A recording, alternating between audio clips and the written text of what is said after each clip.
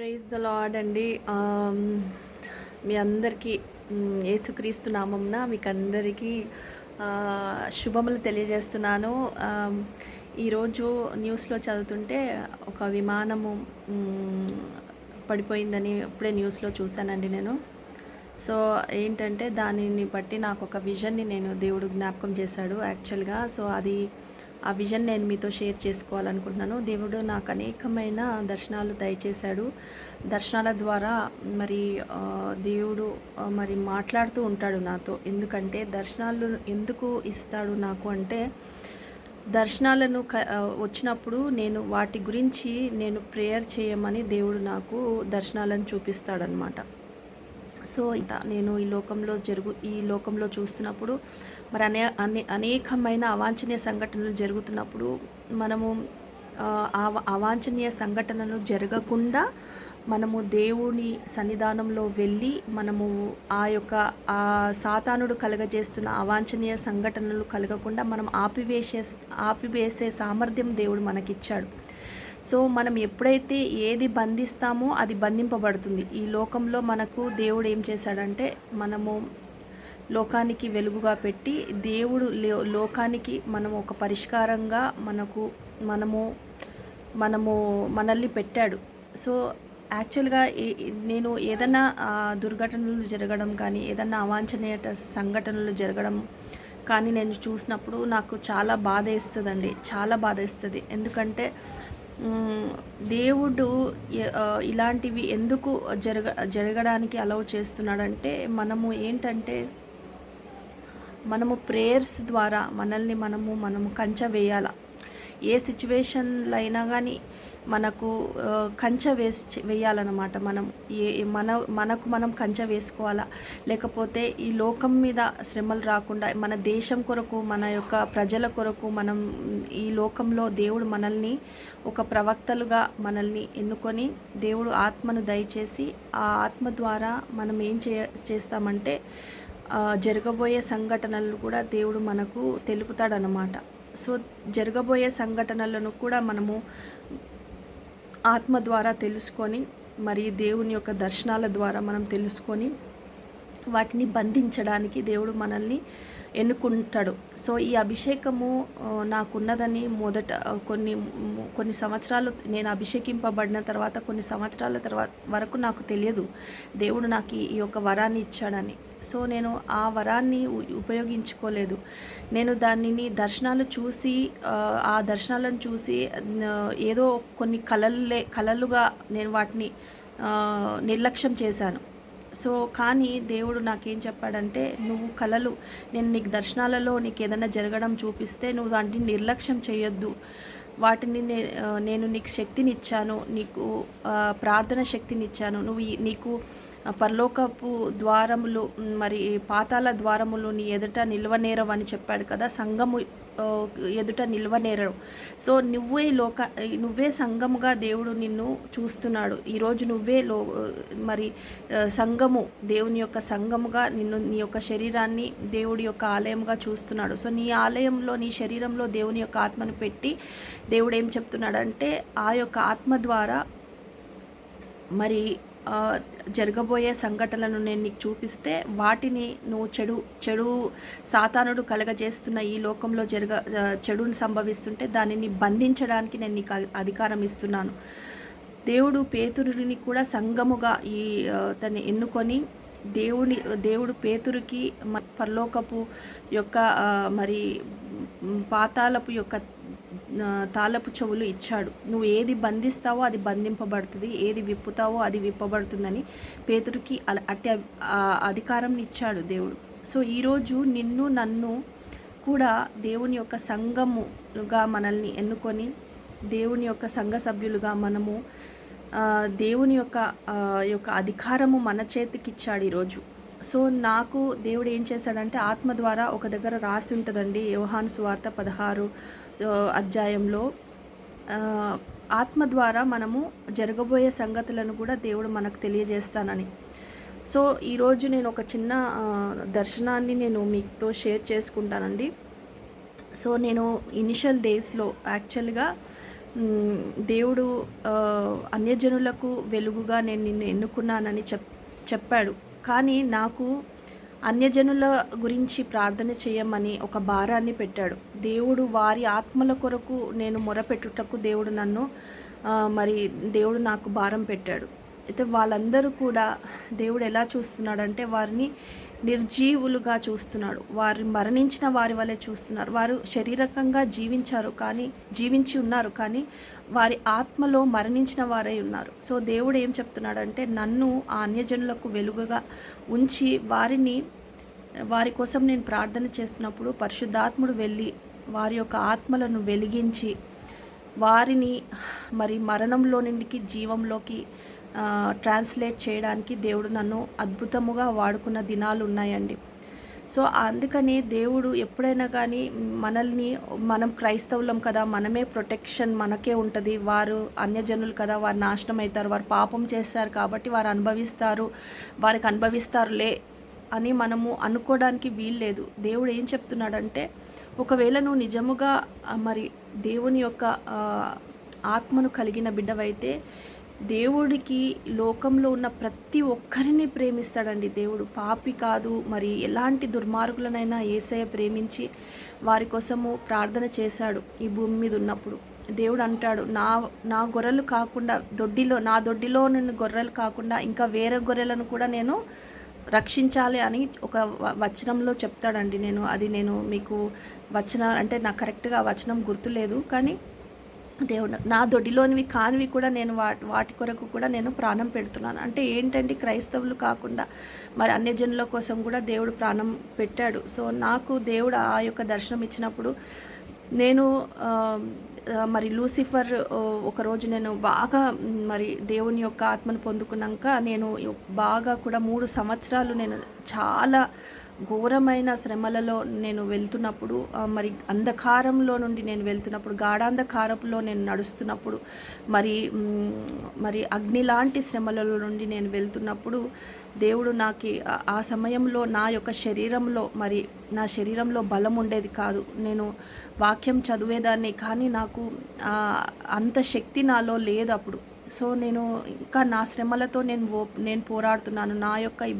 నాకొచ్చే సాతాను నుండి వచ్చే అనేకమైన శోధనల నుండి నేను అప్పుడు పోరాడుతున్నాను అనమాట. సో ఆ సమయంలో మరి నేను ఒకరోజు మధ్యాహ్నం నేను పడుకొని ఉన్నాను.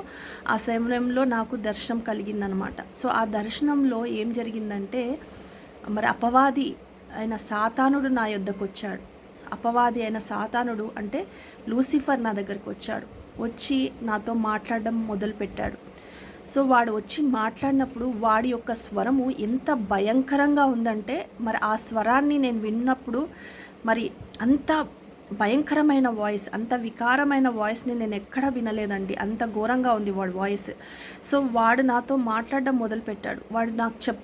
వాడు నన్ను భయపెట్టడానికి నా దగ్గరికి వచ్చాడు. ఏమని అంటే నేను వాక్యం పట్టుకొని మరి ఈ లోకంలో ఉన్న లోకం నుండి ఎదుర్కొంటున్న నేను శోధనలను ఎదురిస్తూ దేవుని యొక్క సన్నిధానంలో ప్రార్థనలో పోరాడుతూ నా శోధనలతో నా యొక్క మరి వాటిని నేను పోరాడుతుంటే వాడు నా దగ్గరికి వచ్చి ఏం చెప్తాడంటే, చూడు నేను నీకు ఒక విషయం చెప్తున్నాను, నేను 3 ఏరోప్లేన్స్ని నేను పడేయబోతున్నానని చెప్పాడు నాతో. 3 విమానాలను నేను పడేయబోతున్నాను అని ఒకటి చెప్పాడు. తర్వాత ఇంకోటి ఏం చెప్పాడంటే 2 మినిస్టర్స్ని నేను చంపేస్తున్నాను అని చెప్పాడు. అది కూడా ఆ మినిస్టర్స్ని చంపబోతున్నానని చెప్పాడు. తర్వాత మూడోది ఏం చెప్పాడంటే నేను నిన్ను చంపేస్తానని చెప్పాడు. నా ప్రాణాన్ని తీయబోతున్నానని చెప్పాడు. చెప్పినప్పుడు నేను ఆ సమయంలో నేను వాడికి ఒక్కటే మాట లేసాను. వెంటనే కలలో నేనేం చేశానంటే, సాతానుడా నీకు నా మీద అధికారం లేదు, నువ్వు ఇక్కడ నుంచి పో, నజరేయుడైన యేసు నామములో పో అని గట్టిగా వాడిని గద్దించినప్పుడు వాడు డిసపియర్ అయిపోయిన తర్వాత నేను నిద్రలో నుంచి లేచి, అమ్మా ఏంటి నేను ఇలా పడిపోయి ఉండడము, నా బలహీనతలో నేను కృంగిపోయి ఉండడము మంచిది కాదు. ఇది సాతానుడికి నేను స్థానం ఇస్తున్నాను. నేను బలము కలిగి నేను బలహీనంగా ఉండడానికి వీల్లేదు. నేను ఆత్మతో నింపబడాలా, నేను వాక్యంతో నేను నింపుకోవాలని నేను ఆ బలహీనతలో వాడు మాట్లాడినప్పటి నుంచి ఆ రోజు నుంచి నెక్స్ట్ డే నుంచి నేను అసలు వాడికి అవకాశం నేను ఇవ్వలేదు. సో ఆ తర్వాత నేను 3 నెలలు గడుస్తున్నప్పుడు ఆ 3 నెలల్లోనే నేను చూసానండి 3 ప్లేన్స్ పడిపోయాయి. ప్రపంచవ్యాప్తిగా నేను చూసినప్పుడు 3 ప్లేన్స్ వాడు పడేశాడు. తర్వాత ఇద్దరు మినిస్టర్స్ని వాడు చంపాడు. ఒక మినిస్టర్ ఏమో యాక్సిడెంట్లో చనిపోయింది, ఒకరినేమో హత్య చేశారు. సో ఇలా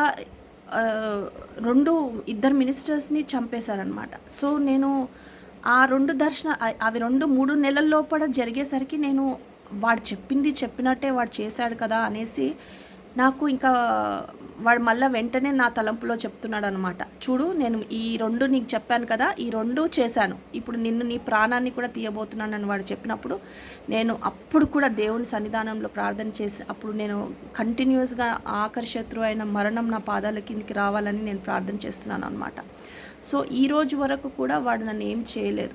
సో నేను ఈ విషయం మీకు ఎందుకు చెప్తున్నానంటే, మనము జరగబోయే సంఘటనలను మనము చూడగలుగుతామండి ఆత్మలో మనం నడిపింపబడుతున్నప్పుడు.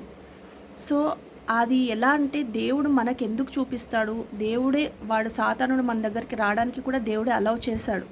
సో వాడు మన దగ్గరికి వచ్చి చెప్తున్నప్పుడు వాడికి కూడా ఫ్యూచర్ తెలుసు, దేవునికి కూడా ఫ్యూచర్ తెలుసు, వాడికి కూడా ఫ్యూచర్ తెలుసు.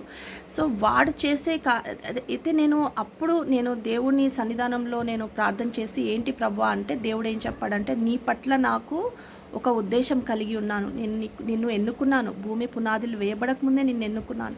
నీ యొక్క ప్రణాళిక ఈ భూమిపైన నువ్వు ఎందుకైతే పంపబడ్డావో ఆ ప్రణాళిక నీ జీవితంలో నెరవేర్చబడే వరకు కూడా వాడిని ఏమి చేయలేడు అని నాకు క్లియర్గా దేవుడు చెప్పాడనమాట. సో ఆ యొక్క సంఘటన జరిగి కూడా ఎన్నో సంవత్సరాలు అవుతుంది ఇప్పుడు నాకు ఆ యొక్క విజన్ కలిగి కూడా. సో దేవుడు మరి నేను దేవుణ్ణి అడిగాను, దేవా ఎందుకు నాకు ఇలాంటి కళలు, నాకు ఇంత భయంకరమైనవి జరగబోతుంటే నాకు చూపిస్తున్నావు కదా అని అంటే, దేవుడు నాకేం చెప్పాడో తెలుసా అండి? దేవుడు ఏం చెప్పాడంటే, బిడ్డ, నేను నీకు అధికారం ఇచ్చాను, నువ్వు బంధించడానికి నీకు అధికారం ఇచ్చాను, వాటిని ఆపడానికి నీకు అభిషేకాన్ని నేను నీకు ఇచ్చాను, నేను ఆపు. ఎంత పెద్దవి జరుగుతున్నా కదా, నువ్వు ఒక్క ప్రార్థన గదిలోకి వెళ్ళి నువ్వు వాటిని బంధిస్తే, ఆ సాతాను కార్యాలను నువ్వు బంధిస్తే అది ఆగిపోతుందని దేవుడు నాకు చెప్పాడు. ఎలాంటి తుఫాన్లు వస్తున్నా, ఎలాంటి భూకంపాలు వస్తున్నా, ఎలాంటి పెద్ద న్యాచురల్ కలామిటీస్ ఈ లోకంలో ప్రపంచంలో జరుగుతుంటే దేవుడు నాకు చూపించాడండి. మొదటి దినాలలో నాకు ఆ దర్శనాలు కలిగినప్పుడు, అవి జరుగుతున్నప్పుడు నేను వాటి గురించి బంధించాలనే జ్ఞానం లేక అనేకమైన దుర్ఘటనలు జరిగాయి. కానీ ఇప్పుడు నేను అలాంటి పని చేయనండి. ఒకవేళ దేవుడు నాకు ఏదైనా దర్శనం ఇస్తే, ఎవరి విషయమైనా, మరణం విషయమైనా, లేకపోతే ఎవరికైనా ఏదైనా సంభవించబోతుంది అని కలలో నాకు చెప్పినప్పుడు నేను దాన్ని అస్సలు నిర్లక్ష్యం చేయకుండా నేను వెంటనే వెళ్ళి దేవుని యొక్క సన్నిధానంలో వెళ్ళి మోకరించి, దేవా, నువ్వు నాకు ఇచ్చిన ఈ అధికారాన్ని నేను వాడుతున్నాను, వాడి సాతాను యొక్క క్రియను నేను లయపరుస్తున్నాను, వాని యొక్క ప్లాన్ని నేను నలిఫై చేస్తున్నాను, ఇప్పుడే నజరేయుడైన యేసు నామమున వాని కార్యంలో నేను బంధిస్తున్నానని నేను బంధించినప్పుడు వాడు చేసే ప్లాన్స్ని నేను నలిఫై వాని యొక్క ప్లాన్స్ని నేను డిస్ట్రాయ్ చేస్తాను. దేవుడు నాకు ఇచ్చాడు ఈ అధికారం, నేను వాడుతున్నాను. ఎంత గొప్ప విషయాలు తెలుసా అండి? వైజాగ్లో ఒక పెద్ద తుఫాన్ వచ్చి మొత్తం నాశనం అయిపోయింది, వైజాగ్ అంతా పాడైపోయింది.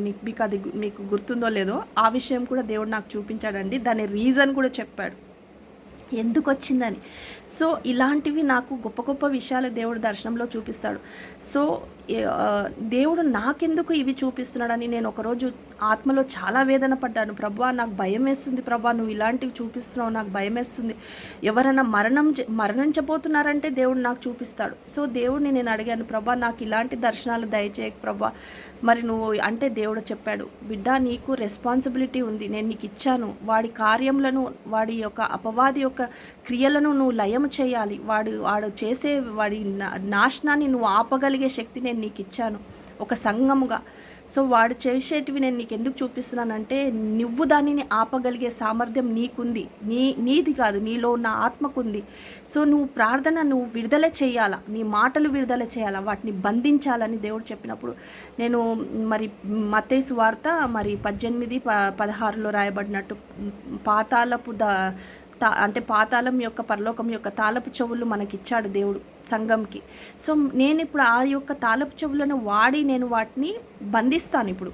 సో నాకు అనేకమైన దర్శనాలు నాకు చూపించాడు. సో మంచి కళలు కూడా చూపిస్తాడు. కొంతమందిని దేవుడు ఎలా బ్లెస్ చేయబోతున్నాడు అనేది కూడా చూపిస్తాడు. నేను అనేకమైన దుర్ఘటనలు జరగబోతుంటే వాటి విషయమై నేను ప్రార్థన చేసినప్పుడు ఆగిపోయాయి. సో ఈ కోవిడ్ విషయంలో కూడా మరి అనేక సార్లు నాకు దేవుడు చూపిస్తున్నాడు.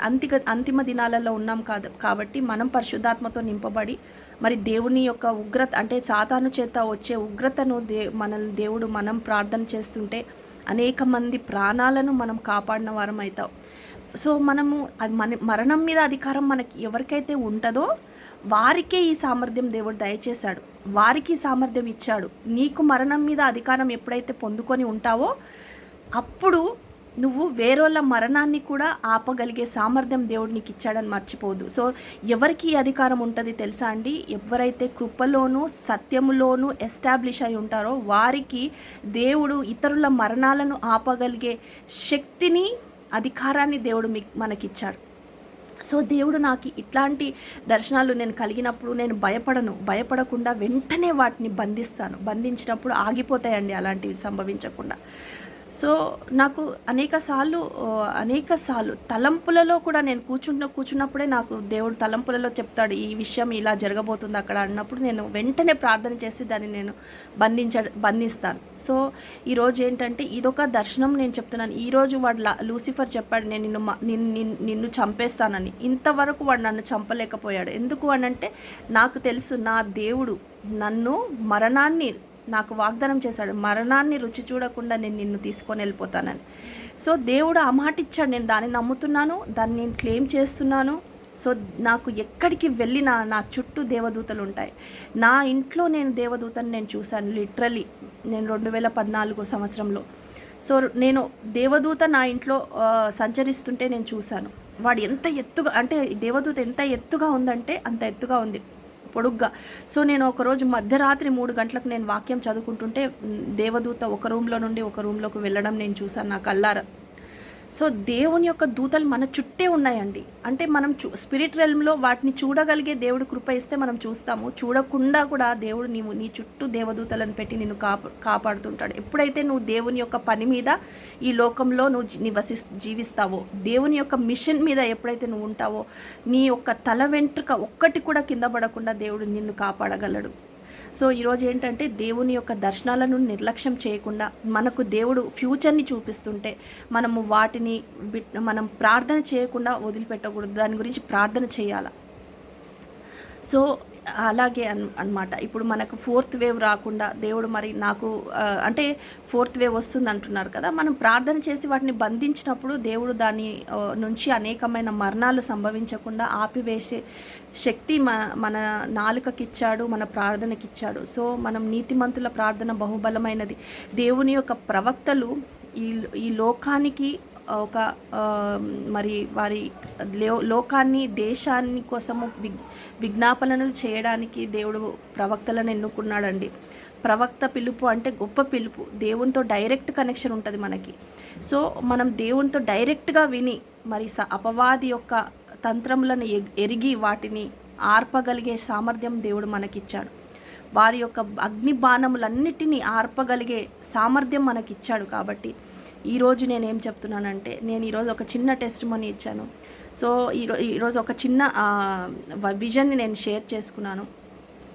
సో నా జీవితంలో అనేకమైనవి జరిగాయి. కొన్ని విషయాలు నేను నిర్లక్ష్యం చేసి నేను ప్రార్థన చేయకుండా, దేవుడు నాకు చూపిస్తే కూడా నేను ప్రార్థన చేయకుండా దర్శనంలో ఒక మరణం సంభవిస్తుంటే ఆ మరణాన్ని దేవుడు చూపించాడు. సో నేను ఆ మరణాన్ని చూపించినప్పుడు నేను దాన్ని నిర్లక్ష్యం చేశానండి. నేను ప్రార్థన చేయలేదు. ప్రార్థన చేయకున్నప్పుడు మరి దేవుడు నాకు 3 నెలల తర్వాత నేను ఈ యొక్క దర్శనం నీకు ఈ వ్యక్తి యొక్క మరణం సంభవించడానికి ముందు నేను 3 నెలల ముందు నీకు చూపించాను బిడ్డ, నువ్వు దాని గురించి ప్రార్థన చేయలేదు అని చెప్పినప్పుడు నేను ఎంతగానో ఏడ్చాను. ఆ రోజు వెళ్ళి నేను ఎలా ఫీల్ అయ్యానంటే నేనే కారణం కదా, ఆ యొక్క మరణానికి నేనే కారణం అన్నంతగా నేను వేదనతో ఏడ్చాను దేవుని సన్నిధానంలో. సో దేవుడు ఒకరు చనిపోవడానికి నేనే కారణమయ్యాను కదా, దేవుడు నాకు ముందు చూపించాడు ఆ మరణాన్ని ఆపడానికి, కానీ నేను దానికి ప్రార్థన చేయకుండా ఆ మరణం జరిగేటట్టు చేశాను కదా. నేను ఎంత బాధపడ్డానంటే ఆ రోజు నేను బాత్రూంలోకి వెళ్ళి లిటరల్లీ నేను చాలా ఏడ్చాను ఆ రోజు.